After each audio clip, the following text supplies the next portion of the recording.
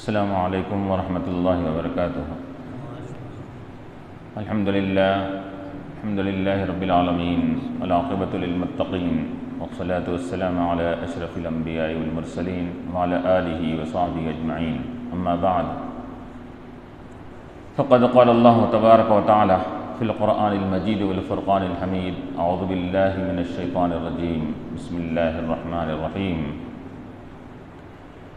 وَجَعَلُوا لِلَّهِ مِمَّا ذَرَأَ مِنَ الْحَرْثِ وَالْأَنْعَامِ نَصِيبًا فَقَالُوا هَذَا لِلَّهِ بِزَعْمِهِمْ وَهَذَا لِشُرَكَائِنَا فَمَا كَانَ لِشُرَكَائِهِمْ فَلَا يَصِلُ إِلَى اللَّهِ وَمَا كَانَ لِلَّهِ فَهُوَ يَصِلُ إِلَى شُرَكَائِهِمْ سَاءَ مَا يَحْكُمُونَ۔ وَكَذَلِكَ زَيَّنَ لِكَثِيرٍ مِنَ الْمُشْرِكِينَ قتل اولادهم شركاؤهم ليردوهم وليلبسوا عليهم دينهم ولو شاء الله ما فعلوه فذرهم وما يفترون۔ صدق الله العلي العظيم۔ وقال تعالى في مقام آخر في شأن حبيبه الكريم، إن الله وملائكته يصلون على النبي يا أيها الذين آمنوا صلوا عليه وسلموا تسليما۔ اللهم صل على سيدنا۔ حاضرین کرام و معزز سامعین، ابھی میں نے جو سورہ انعام کی 8ویں پارے کے تیسرے رکوع کی آیات کی تلاوت کے شرف حاصل کیا، اس میں اللہ تبارک و تعالیٰ، چونکہ اس سے پہلے کی آیات میں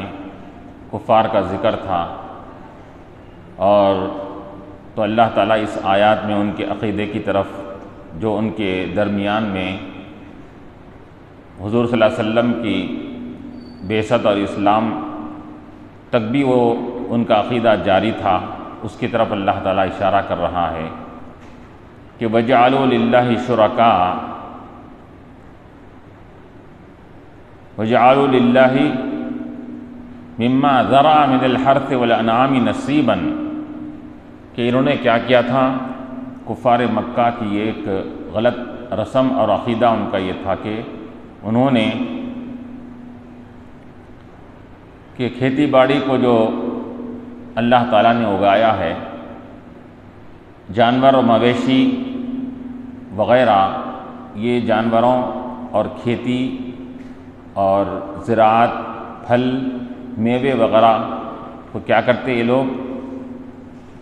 نصیباً، تو یہ لوگ حصہ بناتے، اللہ کے لیے کچھ حصہ رکھتے۔ فقالوا هذا للہ، اور کہتے کہ یہ حصہ اللہ کے لیے ہے، وهذا لشرکائنا، اور یہ ہمارے شرکاء کے لیے ہے،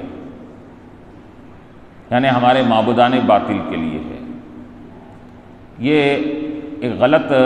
طریقہ چلے آ رہا تھا یہ کافروں کے درمیان میں،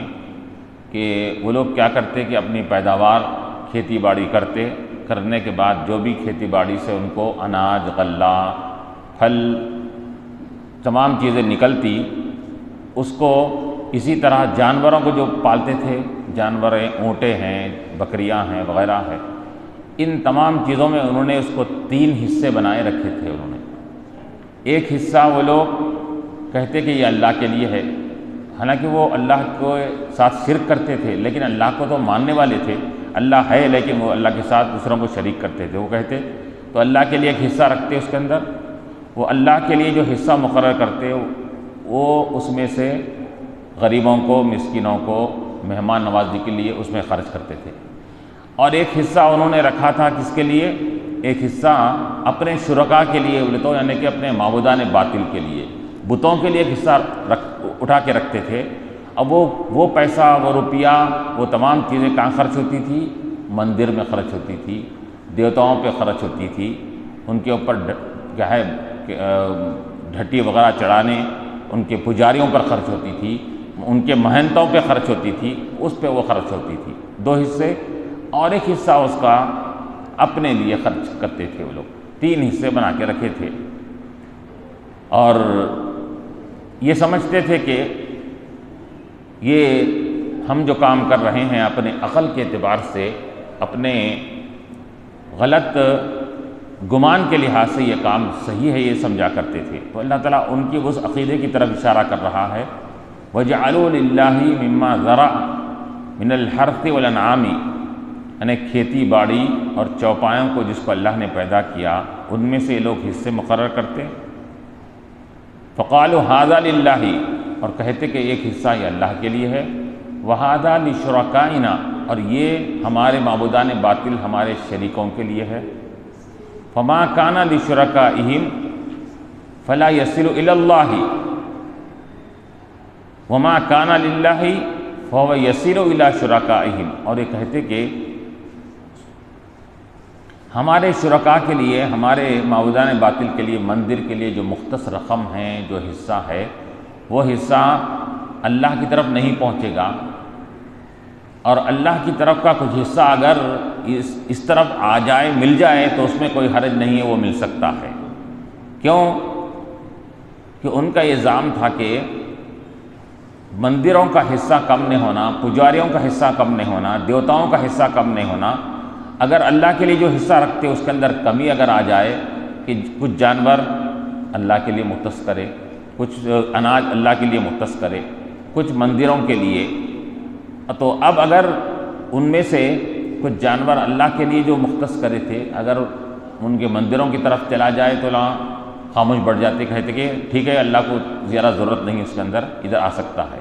لیکن مندروں کا حصہ، پجاریوں کا حصہ اور مندروں پر خرچ ہونے والا حصہ اگر ادھر اللہ کے حصے کی طرف آ جاتا تو فوراً نکال لیتے اس کے اندر، بلکہ یہاں تک کہ عقیدہ ان کا تھا اور ان کا عمل تھا کہ اگر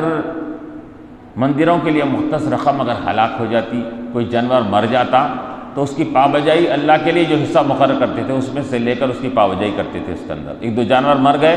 تو وہ اللہ کے حصے کے جانور جو رکھے تھے وہ اس میں سے لے لیتے، کچھ پیداوار ہلاک ہو گئی تو یہاں کی پیداوار کو لے کر اس کو کہ ہے پورا پابجائی کر لیتے تھے اس کے اندر۔ تو یہ اللہ تعالیٰ فرما رہا ہے فَمَا كَانَ لِلَّهِ فَهُوَ يَصِلُ إِلَى شُرَكَائِهِمْ، ان کا عقیدہ تھا کہ اللہ کے لیے مختص کردہ وہ چیزیں یصل وہ پہنچ سکتی ہے ان کے شرکاء کی طرف، لیکن ان کے شرکاء کے لیے جو حصہ مقرر ہے وہ اللہ کی طرف نہیں پہنچ سکتا، یہ ان کا اپنا عقیدہ تھا۔ سَاءَ مَا يَحْكُمُونَ، تو اللہ تعالیٰ فرما رہا ہے کیا ہی بدترین یہ فیصلہ کر رہے ہیں، کیا ہی بدترین یہ اپنی طور پر یہ فیصلے کر لیتے ہیں اس کے اندر کہ اپنی عقل کی بنیاد پر یہ کر رہے ہیں۔ تو اب علماء فرماتے ہیں کہ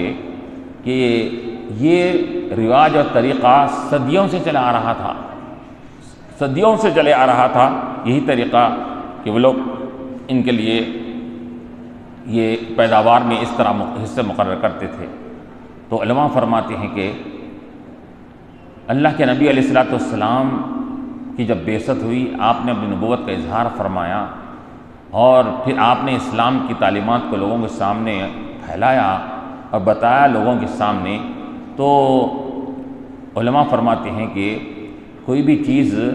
اگر اشیاء کوئی بگڑ جائے تو اس کو دوبارہ بنا لیا جا سکتا ہے، لیکن قوم اگر بگڑ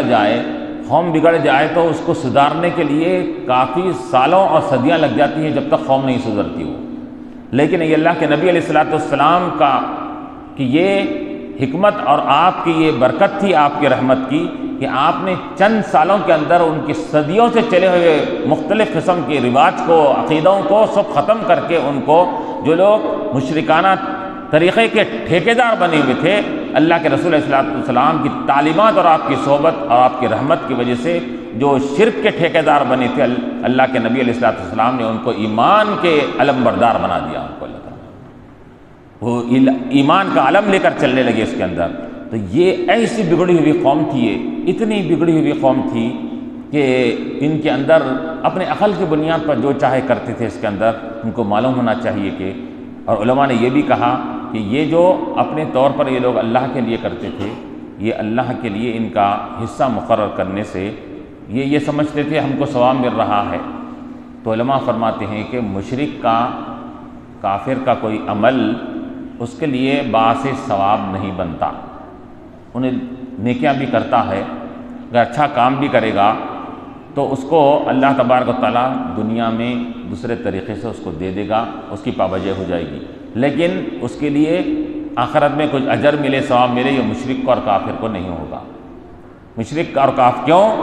نیک اعمال کی ثواب کے لیے، نیک اعمال کے اجر کے لیے کیا ضروری ہے؟ ایمان شرط ہے۔ ایماندار اگر یہ نیک اعمال کرتا ہے، خیر خیرات کر رہا ہے، اچھے کام یہ کر رہا ہے تو اس کا ثواب ملے گا۔ یہ لوگ بھی اپنے زعم باطل سے کیا کر رہے تھے؟ ایک رقم مختص کر دی تھی انہوں نے، کس کے لیے؟ یہ غریبوں، مسکینوں، مہمان نوازی کے لیے کیا تھا انہیں، لیکن انہوں نے اپنے عقل کی بنیاد پر کیا تھا، یہ اپنی سوچ کی بنیاد پر کیا تھا۔ ان کا کام یہ تھا کہ وہ حضور کی تعلیمات کی نشاندہی میں، حضور کی رسالت کو مانتے ہوئے یہ کام اگر کرتے تو پھر یہ کام ان کے لیے فائدہ مند ہوتے، ان کو کل آخرت میں اجر و ثواب دلاتے۔ چونکہ انہوں نے اپنے حضور کی رسالت کو نہ مان کر اللہ کے ساتھ شرک کرتے ہوئے یہ کامیں کیے ہیں، اس وجہ سے یہ ان کے چیزیں یہ اجر و ثواب دلانے والی نہیں بنے گی۔ اور دوسرا یہ کہ یہ مندروں پر جو لوگ رقم مختص کرتے تھے اور بھیٹیں چڑھاتے تھے، بغلا کرتے تھے، یہ پرانی رسم ہے ایک مندروں کے لیے، کیا رقم کو مختص کرنا، فلاں کرنا۔ تو علماء فرماتے ہیں یہاں پر کہ اب اگر کوئی مشرک اور کافر اگر یہ رسومات کیا کرتا تھا اور وہ اپنی چند رقم کو وہ معبودان باطل کے لیے، بتوں کے لیے اٹھا کر رکھا تھا، اب بعد میں اچانک اس کو اللہ کی توفیق ہوئی، اسلام قبول کر لیا، تو علماء فرماتے ہیں کہ اب وہ اسلام قبول کرنے کے بعد اس کی وہ رقم اور اس کے وہ جانور ہو یا پیداوار ہو، اب اگر وہ اللہ کی راہ میں خیرات کرے گا، دے گا، تو بھی یقیناً اب اس کو وہی چیز ہے کہ جس چیز کو اس نے بتوں کے لیے رکھا تھا اور کفر کی حالت میں تھا، لیکن وہی چیزیں جس کو بتوں کے نام پر رکھا تھا، اب اسلام لا لینے کے بعد اب اگر اس کو وہ اللہ کے لیے خیرات کر رہا ہے، خرچ کر رہا ہے، تو یقیناً اب اس کو یہاں سے ثواب ملنا شروع ہو جائے گا اس کے اندر۔ کیوں؟ کیونکہ ایمان اس کے پاس نہیں تھا تو ثواب نہیں مل رہا تھا، ایمان رہے گا تو ثواب اس کو ملے گا۔ اسی طرح علماء نے یہ بھی فرمایا کہ یہ کافر اور مشرک میں بھی کئی کیٹیگریز ہوتی ہے، اس کے اندر سرغنے سخت ترین بھی ہوتے ہیں، بعض کم درجے کے ہوتے ہیں اس کے اندر، تو لیکن اگر دنیا میں جیسے درجے کے تھے اس کے اعتبار سے ان کو جہنم میں ان کو عذاب ہوگا۔ اگر کسی نے دنیا میں اچھے کام کیے ہیں تو اللہ تبارک و تعالیٰ اس کو جہنم میں عذاب کے کچھ کم حصے والے عذاب میں اس کو رکھے گا، یہ ہو سکتا ہے، لیکن اس کو جہنم سے چھٹکارا نہیں مل سکتا کافر اور مشرک کو۔ جیسا کہ کہا گیا کہ بعض لوگ کہ سخاوت غیر مسلم ہو کر بھی، کافر ہو کر بھی سخاوت زیرہ کرتے ہیں، داد و دہیج کرتے ہیں، لوگوں کے غریبوں کے کام آتے ہیں، فلاں آتے ہیں، تو یہ عمل ان کے لیے یہ کیا ہوگا؟ اللہ ان کو دنیا میں بھی عطا کرے گا، یا ممکن ہے کہ ان کے عذاب میں اللہ تعالیٰ کچھ کمی کرے، لیکن وہ جہنم سے چھٹکارا نہیں پا سکتے اپنے سخاوت اور اپنے فیاضی کی وجہ سے۔ کیوں؟ اس کے لیے شرط ہے ایمان کی۔ تو یہاں اللہ تعالیٰ وہی فرما رہا ہے کہ ساء ما یحکمون، کہ کیا ہی بدترین وہ فیصلے اپنے طور پر کر رہے ہیں، وہ اپنے زعم باطل سے یہ کام سب کرتے تھے۔ وہ بزعمہم، کہ ان کا یہ دعویٰ تھا کہ ہم یہ کام کر رہے ہیں، تو اپنی عقل کی بنیاد پر، تو معلوم ہوا کہ عقل کی بنیاد پر جو کوئی بھی کام کیا جاتا ہے، ہر کام وہ انسان کو ثواب دلانے والا نہیں بنتا جب تک کہ وہ عقل تابع نہ ہو جائے، شریعت کی تابع نہ ہو جائے۔ اگر آپ عقل سے کوئی کام کر رہے ہیں شریعت کی بنیاد پر، شریعت کے تحت رہتے ہوئے، تو پھر وہ کام آپ کے لیے فائدہ مند بھی ہوتا ہے، اجر و ثواب دلانے والا بھی بنتا ہے۔ اب یہاں تک کہ علماء نے لکھا کہ مشرک اور کافر کا جو پیسہ ہوتا ہے، وہ پیسہ اگر وہ مشرک ایمان والے کو اگر بطور مدد کو دیتا ہے تو اس کا لینا بھی جائز ہے۔ البتہ عبادت گاہوں کے مسجد کے لیے کافر کا پیسہ، مشرک کا پیسہ استعمال نہیں کیا جا سکتا، ڈائریکٹ استعمال نہیں کیا جا سکتا، کیونکہ کافر اگر کوئی مشرک اگر مسجد کی تعمیر کے لیے، مسجد کے کیا ہے انتظامات میں حصے کے لیے اگر انہیں حصہ مل رہا ہے تو اس کا رقم استعمال کرنا جائز نہیں، علماء نے فرمایا۔ ہاں البتہ وہ کسی مسلمان کو دے دے، مسلمان کو اس کا مالک بنا دے، مسلمان اپنے طور پر مسجد کے لیے دے رہا ہے، تو یہ صورت وہ ہو سکتی ہے اس کے لیے، علماء نے کہا۔ ہاں البتہ غیر مسلم اور مشرک اگر مسلمان کی مدد کر رہا ہے، مسلمان پریشان حال ہے، قرض دار ہے، اس کے قرضے کو پھڑا دیا، پریشان حال ہے، اس کی مدد کرا، تو وہ مشرک کا پیسہ وہ مسلمان لے بھی سکتا ہے، اس پیسے سے کچھ خرید کے لا کر وہ اپنی ضروریات کی تکمیل بھی کر سکتا ہے۔ اس میں کوئی حرج نہیں ہے، کیونکہ یہ معاملات کا معاملہ ہے، یہ عبادات نہیں ہے، معاملات ہے۔ اس میں غیر مسلم بھی یہ ایمان والے کی مدد کر سکتا ہے اور انہیں وہ مدد لے سکتا ہے، لیکن البتہ مفسرین نے فرمایا کہ ایمان والا کافروں کے سامنے جا کر ہاتھ پھیلانا، بھیک مانگنا، یہ جائز نہیں ہے اس کے اندر۔ کیوں؟ اس سے اسلام کی اہانت اور اسلام کی رسوائی ہوتی ہے۔ ہاں کافر اپنے طور پر کسی کو دے رہا ہے تو ٹھیک ہے، ہاں کافر اگر مسلمانوں سے اگر بھیک مانگ رہا ہے اور مسلمان اس کو بھیک دے رہا ہے تو بھی مسلمان کو ثواب ملے گا۔ کیوں؟ کیونکہ ایک انسان کی مدد کرنے کے لحاظ سے آپ کو اس کا اجر ثواب ملے گا۔ وہ کافر ہے، مشرک ہے، صحیح ہے، لیکن کوئی مجبور اگر ہے، انہیں مانگ رہا ہے، تو آپ نے مشرک کی مدد کی،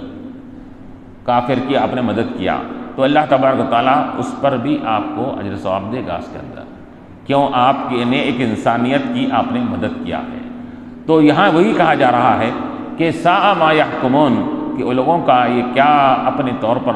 غلط قسم کے وہ فیصلے کر لیا کرتے تھے، اور وہ اپنے پیداوار میں سے اس طرح کے وہ تقسیم کیا کرتے تھے۔ تو یہ سب چیزیں کیا ہے یہ؟ وَكَذَلِكَ زَيَّنَ لِكَثِيرٍ مِّنَ الْمُشْرِكِينَ قَتْلَ أَوْلَادِهِمْ شُرَكَاؤُهُمْ۔ تو اللہ تعالیٰ فرما رہا ہے کہ اسی طرح اس جیسے عقیدے، اس جیسے بدعملیوں کو یہ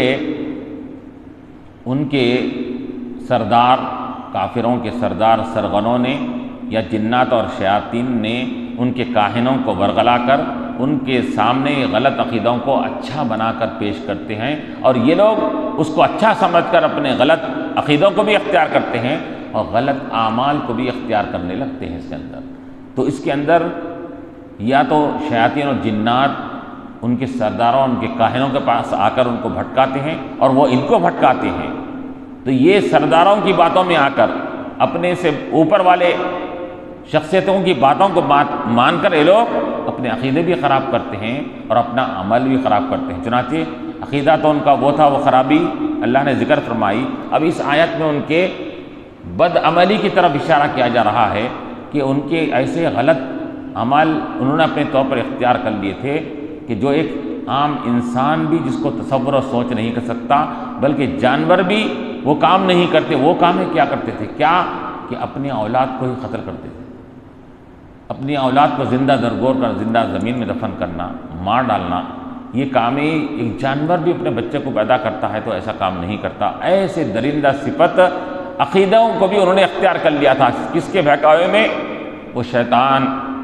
اور اپنے سرداروں کے بہکاوے میں آ کر انہوں نے اس کو اختیار کیا۔ اللہ تعالیٰ فرما رہا ہے وَكَذَلِكَ زَيَّنَ لِكَثِيرٍ مِّنَ الْمُشْرِكِينَ قَتْلَ أَوْلَادِهِمْ شُرَكَاؤُهُمْ، کہ ان کے سردار اور ان کے وہ شیاطین اور جنات جن کو بھٹکاتے ہیں، ان لوگوں کے بہکاوے میں آ کر یہ لوگ کیا کرتے ہیں کہ اپنی اولاد کو بھی قتل کر دیتے ہیں، اور وہ لوگ ان کے سردار کیا کرتے ہیں؟ زینا، ان کے یہ عمل کو آراستہ اچھا بنا کر پیش کرتے ہیں کہ تم یہ کام کر رہے ہو، تمہارا کام اچھا ہے، تم اپنی اولاد کو مت رکھو، تم کیا ہے بچپنے میں ان کو مار ڈالو۔ یہ اچھا بنا کر پیش کیسا کرتے تھے کہ تم ان کو اگر پالو گے کرو گے تو کیسا ان کا پرورش کا ذمہ لوگے، تم محتاج ہو جاؤ گے، مسکین ہو جاؤ گے، تم ان کو پال نہیں سکتے اور ان کو قتل کر ڈالو۔ یہ باور کرتے تھے، بہکاتے تھے اس کے اندر۔ اور لڑکیوں کو زندہ درگور کرنے کے وہ لوگ اس طرح ترغیب دیتے تھے کہ تم یہ لڑکیوں کو اگر پالو گے، پوسو گے، تو بڑا کرو گے تو یہ لوگ بڑے ہونے کے بعد کیا ہے تم ان کو شادی کر کے دینا پڑے گا، تو وہ داماد اور داماد کے لوگوں کی تم کو ان کی حضوری کرنا پڑے گا، غلامی کرنا پڑے گا، تم زندگی بھر تم ان کے غلام بن کر رہنا پڑے گا، تمہاری بے عزتی ہوگی، تم تو ایک شان و شوکت سے زندگی بسر کرنے والے ہو، صحرا اٹھا کر اپنا سر اٹھا کر زندگی بسر کرنے والے ہو، لیکن اگر تم بیٹی ہو جائے گی تمہاری ناک نیچے ہو جائے گی اور تمہاری عزت کم ہو جائے گی، تم سر اٹھا کر نہیں جی سکو گے۔ ایسے باتیں کر کر ان کو بھٹکاتے تھے اس کے اندر۔ تو اللہ تعالیٰ اسی کی طرف اشارہ کر رہا، زَيَّنَ لِكَثِيرٍ مِّنَ الْمُشْرِكِينَ، اکثر و بیشتر مشرکین کا یہ معاملہ یہی تھا کہ مزین کر کے اچھا بنا کر پیش کیا اکثر و بیشتر مشرکین کے لیے قتل اولادہم، ان کی اولاد کو قتل کرنا، شرکاءہم، کس نے اچھا بنا کر پیش کیا؟ ان کے شرکاء یعنی ان کے سرداران، ان کے بڑے، اور ان کے بڑوں کو شیاطین بھٹکاتے تھے اور وہ بڑے اپنے ماتحدین کو بھٹکاتے تھے، بھٹکا کر انہوں نے یہ تک کر دیا کہ اولاد کو قتل کرنا کے کام کو، جو ایک گھناؤنا جرم ہے، اس کو بھی انہوں نے اچھا بنا کر پیش کر دیا۔ چنانچہ مورخین فرماتے ہیں، مفسرین فرماتے ہیں کہ وہ لوگ لڑکیوں کو تو زندہ درگور کرتے تھے، اور اس کے ساتھ ساتھ لڑکوں کو بھی بعض قوموں میں یہ بھی طریقہ تھا کہ مرد بچوں کو بھی قتل کرتے تھے، کیا بول کر کہ مرد بچوں کو ہم کیا ہے پال نہیں سکیں گے، ان کی وجہ سے ہمارے پاس غربت آ جائے گی، ہم کو کیا ہے فقر اور محتاجی آ جائے گی، ہم اس کو کیسا پال سکیں گے، ہم ان کو اس وجہ سے لڑکوں کو بھی قتل کرتے تھے، لڑکیوں کو زندہ درگور کرتے تھے تاکہ ان کی وجہ سے بے عزتی رسوائی نہ ہونے پائے کہ شادی کرنے کے بعد وہ پھر داماد کے جی حضوری کرتے بیٹھے، بے عزتی ہو جائے اس کے اندر۔ تو لڑکیوں کو بھی کرتے تھے اور بعض لوگ لڑکوں کو بھی کرتے تھے، کس کے خاطر؟ کہ ہم پال نہیں سکتے، ہم ان کو آگے اچھی ان کی تربیت اور پرورش نہیں کر سکتے، اس کے خاطر وہ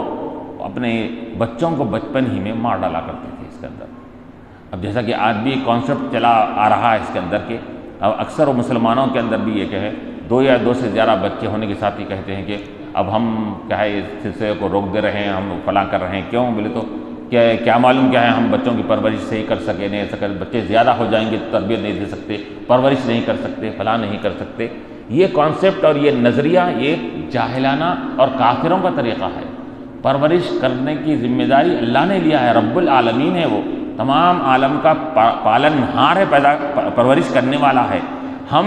نہ کسی کو ایک وقت کا کھلا سکتے ہیں، نہ ایک وقت کا پہنا سکتے ہیں۔ یہ اللہ تعالیٰ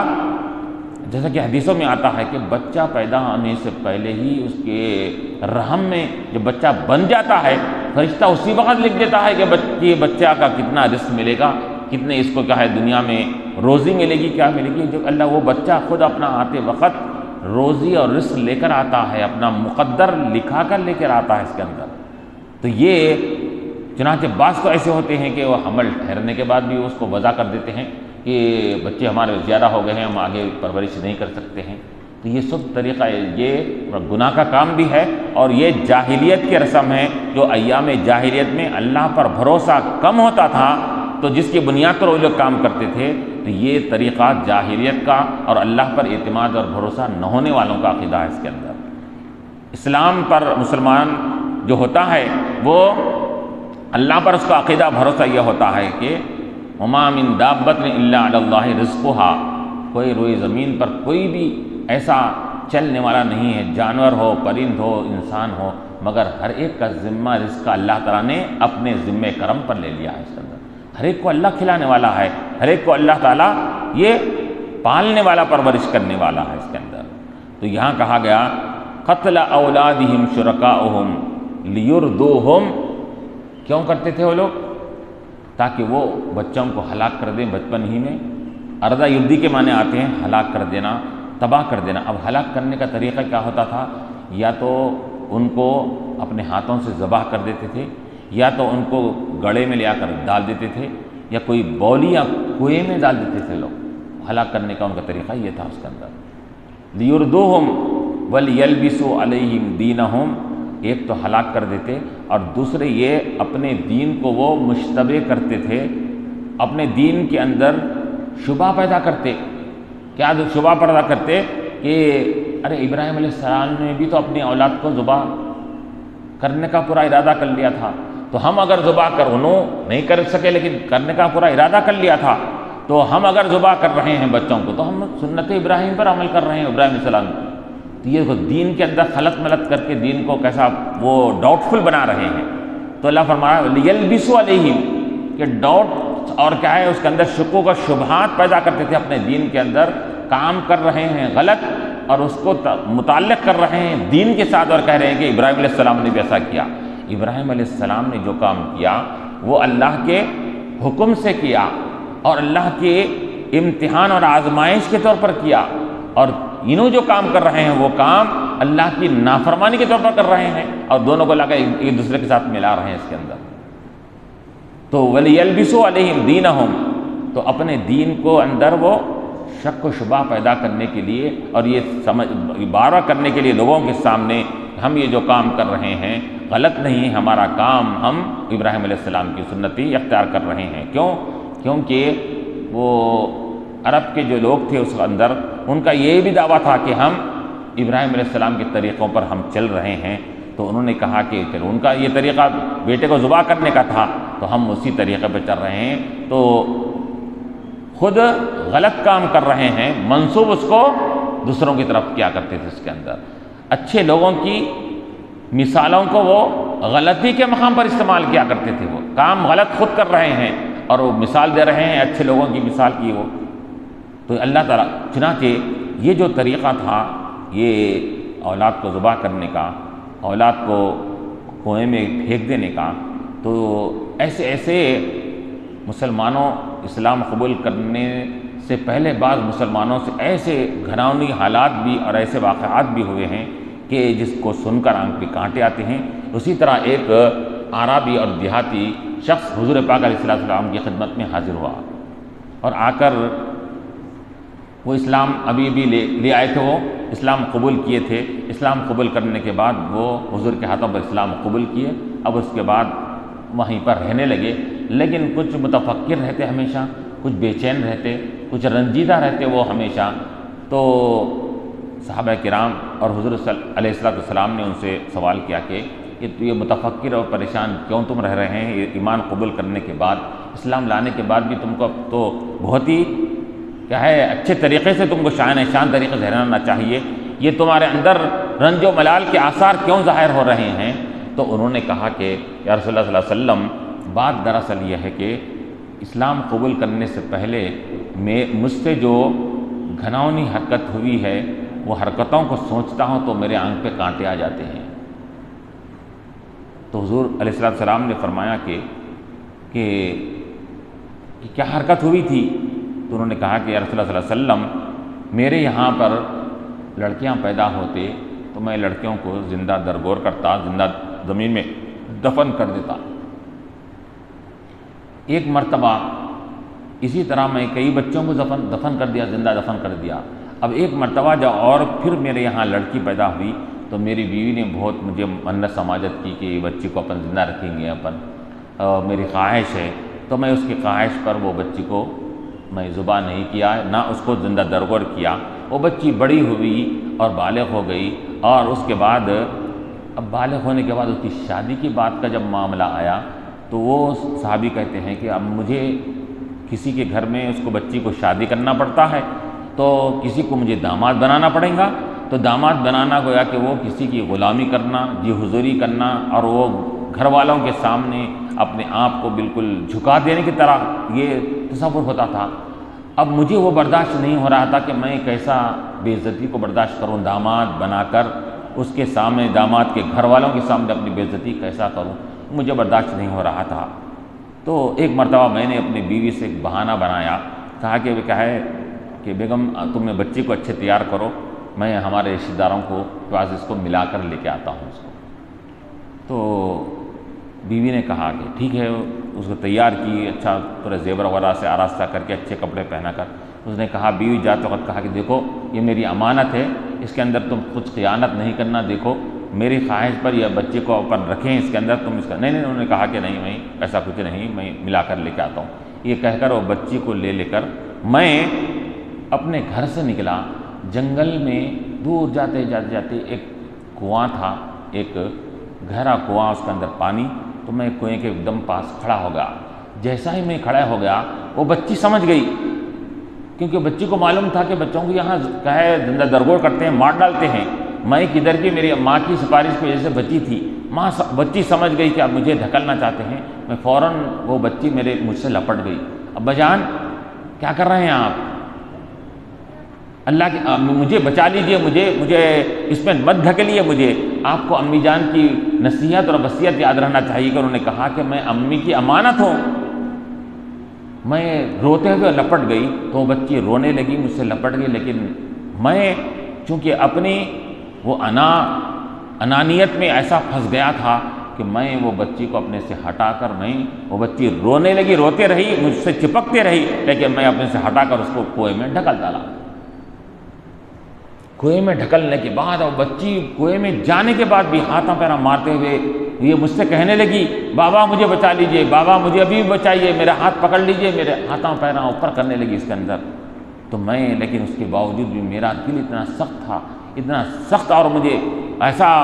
شدید میرا دل بن گیا تھا کہ میں اس کو ڈنڈوں سے پتھر سے مار کر اس کو اندر کیا تاکہ پھر وہیں اوپر نہ آ جائے، اس کو مار کر اس کو جب دیکھ لیا کہ وہ بچی ختم ہو گئی اور تل تک پہنچ گئی، تو اس کے بعد میں وہاں سے نکل کر آیا۔ اور یہ واقعات جب بھی میں اب اسلام قبول کرنے کے بعد میں یہ واقعے کے بارے میں سوچتا ہوں تو میرے غمگین رہتا ہوں، مجھ کے اوپر یہ رنج و غم کے آثار ظاہر ہو جاتے ہیں کہ اتنا خطرناک جرم میں نے کیا ہے اس کے اندر کہ میں نے اپنی بچی کو بالغ ہونے کے بعد بھی اس کو کنویں کے اندر گرا کر مار ڈالا۔ تو یہ واقعہ جب صحابہ کرام کی سامنے، حضور کے سامنے انہوں نے سنایا تو صحابہ کرام کی آنکھوں سے بھی آنسو جاری ہو گئے، حضور پاک علیہ السلام کی آنکھوں سے بھی آنسو جاری ہو گئے کہ ان کی اس سخت ترین یہ ایک انسانیت سوز اتنا ظلم و زیادتی کا واقعہ کہ ایک درندہ صفت آدمی بھی ایسا نہیں کر سکتا، سب آنکھوں سے آنسو نکل گئے اس کے اندر۔ تو یہ واقعہ کو بیان کر کر مفسرین فرماتے ہیں کہ ایسا ماحول بنا ہوا تھا اس زمانے میں، ایام جاہلیت میں،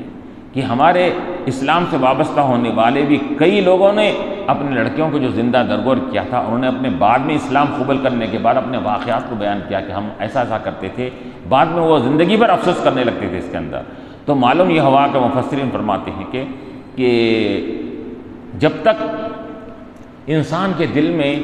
اسلام کی، ایمان کی محبت نہیں بڑھ جاتی اور حضور پاک علیہ السلام کی شریعت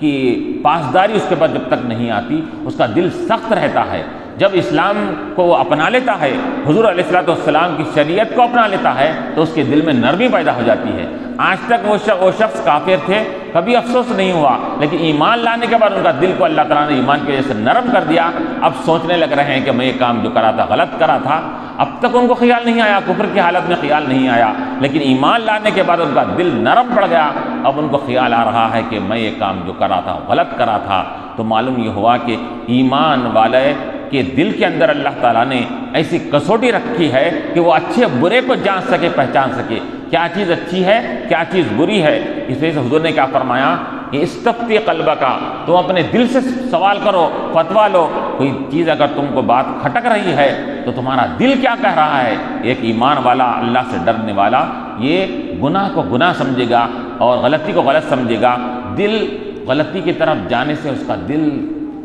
ہچکچائے گا۔ تو حضور نے فرمایا کہ کوئی کام کرتے وقت تمہارے دل میں کھٹک محسوس ہو رہی ہے تو سمجھ جاؤ کہ وہ کام صحیح نہیں ہے، تم اس سے رک جاؤ اس کے اندر۔ سب سے بڑا مفتی فتویٰ دینے والا یہ تمہارا اپنا دل ہے۔ دل سے پوچھو تم کہ اگر تمہارا دل اس بات کو مان رہا ہے تو وہ بات صحیح ہے، تمہارا دل اس کو تسلیم نہیں کر رہا تو سمجھنا کہ وہ کام تمہارے لیے صحیح نہیں ہے۔ تو ایمان اور حضور علیہ السلام کی شریعت اور آپ کی صحبت اور رحمت وہ چیز ہے کہ انسان کو، سخت ترین انسانوں کو بھی نرم بنا دیتی ہے اور رقیق القلب بنا دیتی ہے۔ تو یہاں وہی کہا جا رہا ہے وَلْيَلْبِسُوا عَلَيْهِمْ دِينَهُمْ وَلَوْ شَاءَ اللَّهُ مَا فَعَلُوهُ فَذَرْهُمْ وَمَا يَفْتَرُونَ۔ اللہ تعالیٰ فرما رہا کہ اگر اللہ تعالیٰ چاہتا تو ما فعلوه، وہ لوگ ایسے کام نہیں کرتے۔ کون؟ یہ جو کام کر رہے ہیں، اولاد کو ذبح کر رہے ہیں، لڑکیوں کو کنویں میں ڈال رہے ہیں، یہ اللہ تعالیٰ چاہتا تو وہ لوگ ایسے کام نہیں کرتے۔ فَذَرْهُمْ وَمَا يَفْتَرُونَ۔ تو معلوم ہوا کہ اللہ تعالیٰ کی مشیت ہر ایک کے ساتھ ہے۔ ایک ہے مشیت اور ایک ہے رضامندی۔ مشیت کے معنی کہ اللہ کی مشیت ہر ایک میں ہے۔ جو دنیا میں جو کام ہو رہے ہیں، اچھے برے، ہر کام میں اللہ کی مشیت ہے۔ بغیر مشیت کے کوئی کام ہی نہیں ہوتا۔ جیسے ہم کہتے ہیں کہ کچھ غلط کام ہوگا، اللہ کی مشیت تھی اس کے اندر، تو غلط بھی جو کام ہو رہا ہے اچھا بھی ہو رہا ہے۔ کوئی گناہ کا کام کر رہا ہے تو گناہ کے کام میں مشیت ہے۔ مشیت کا مطلب اللہ کی رضامندی نہیں ہے۔ مشیت کے معنی یہ ہے کہ اللہ تبارک و تعالیٰ وہ کام جو کیا جا رہا ہے وہ کام کے اندر اللہ نے اس کو صلاحیت اور طاقت عطا کی، تبھی تو وہ کام کر رہا ہے۔ اگر اللہ تعالیٰ اس کو قدرت اور طاقت نہیں دیتا تو وہ کام نہیں کرتا۔ تو بدعملی کرنے والے کے ساتھ بدعملی کی جو قوت و طاقت دیا ہے وہ بھی اللہ ہی دیا ہے اس کے اندر۔ تو یہ جو اپنے قوت و طاقت سے کام کر رہا ہے اور تو اس کے اندر بھی اللہ تعالیٰ کی مشیت ہے۔ گناہ کا کام کر رہا ہے مشیت ہے، اچھا کام بھی کر رہا ہے تو مشیت، لیکن کافر کے کفر میں بھی مشیت ہے، ایمان والے کے ایمان میں بھی مشیت ہے، نماز پڑھنے والے کے نماز پڑھنے میں بھی اللہ کی مصلحت ہے، نماز چھوڑنے والے کے اندر وہ چھوڑنے میں بھی اللہ کی مشیت ہے۔ تو مشیت الگ ہوئی، رضامندی الگ ہوئی۔ یہ اور بات ہے کہ ہر مشیت والا کام اللہ کو یہ پسندیدہ ہو ضروری نہیں ہے، بلکہ اللہ تعالیٰ ہر مشیت والے کام سے راضی نہیں ہے، بلکہ وہ کاموں سے راضی ہے جو کام اس نے اپنے قرآن میں، اپنے حبیب علیہ السلام کی شریعت میں جو کام بتائے ہیں وہ کاموں سے اللہ تعالیٰ راضی ہوتا ہے، اور وہ کام جو قرآن کے خلاف میں، شریعت کے خلاف ہیں، وہ کاموں سے اللہ تعالیٰ ناراض ہوتا ہے۔ مشیت رہنے کے باوجود بھی اللہ تعالیٰ وہ کاموں سے ناراض ہوتا ہے اس کے اندر۔ تو ساء ما یحکمون، یعنی فذرھم وما یفترون کہا گیا کہ اے حبیب صلی اللہ علیہ وسلم ان کے یہ کام کرنے کی وجہ سے آپ دل پر بوجھ مت ڈالیے، فذرھم ان کو چھوڑ دیجئے، وما یفترون اور جو من گھڑت چیزیں کام کر رہے ہیں ان کو اس کی حالت پر چھوڑ دیجئے۔ آپ کی کہنے کی وجہ سے بعض لوگ ایمان لا رہے ہیں، بعض نہیں لا رہے ہیں، تو جو ایمان نہیں لا رہے ہیں ان کی ایمان نہ لانے کی وجہ سے آپ دل پر بوجھ مت ڈالیے، رنجیدہ مت ہوئیے۔ آپ کا کام ہے شریعت کے احکام کو پہنچا دینا، ان علیک الا البلاغ، اور آپ نے پہنچا دیا ہے۔ اور ہم یہ سب کامیں چاہتے تو نہ بھی ہوتے وہ، لیکن ہم یہ سب کامیں جو ہو رہے ہیں ہماری مشیت سے، اس کے اندر بھی ہماری ایک حکمت اور مصلحت ہے۔ کیا حکمت اور مصلحت ہے؟ کہ یہ غلط کامیں کرنے والی قوم، جو ایسی بگڑی ہوئی قوم کو ہم آپ کے ذریعے سے ہدایت کے راستے پہ لا رہے ہیں، اور آپ کی شان بات بیان کرنے کے لیے، آپ کا مقام و مرتبہ بیان کرنے کے لیے ہم یہ کامیں جو غلط ہو رہے ہیں اس پہ ہماری مشیت اسی وجہ سے ہے کہ مشیت اس وجہ سے ہے کہ وہ کام ہو اور آپ کی شریعت کو دیکھ کر لوگ وہ کاموں سے متنفر ہو کر شریعت کے دامن سے وابستہ ہو جائیں، اور جو قومیں کل تک بگڑی ہوئی قومیں تھی وہ آپ کے دامن سے وابستہ ہو کر وہ سدھر جائیں، اور یہ اس کا سیرا آپ کے سر ہو جائے۔ یہ آپ کی شان، آپ کو شان کو، آپ کے مقام و مرتبے کو ظاہر کرنے کے لیے ہم یہ سب کامیں کر رہے ہیں۔ وآخر دعوانا ان الحمد للہ رب العالمین۔ ربنا